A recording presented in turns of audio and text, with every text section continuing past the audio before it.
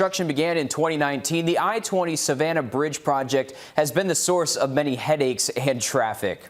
Building an entirely new bridge along our area's busiest highway is no easy task, and GDOT faced several setbacks, including the pandemic. Your Sydney Hood is live right off of I-20 in Sydney. You spoke with GDOT, who says we're pretty much at the finish line here.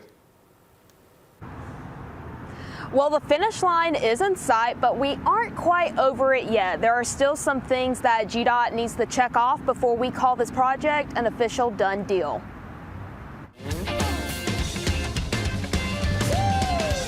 And just like life itself, the I-20 bridge project comes with its own ups and downs.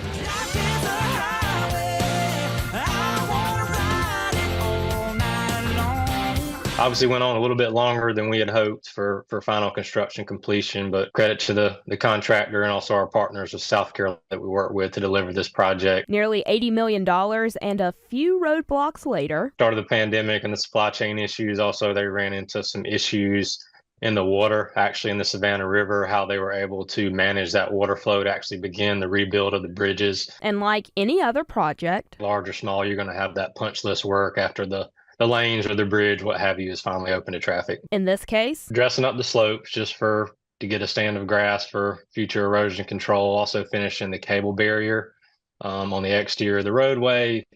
Finishing up the joints in the concrete to ensure there's a safe seal there for longevity of that pavement. So don't be surprised if you see a traffic barrel or experience a slight delay. If you see a section of the newly opened stuff closed off, that's what the contractor is out there doing. They're just trying to close out that final punch list to really sign off on this project, get it substantially complete, and finally get out of your way.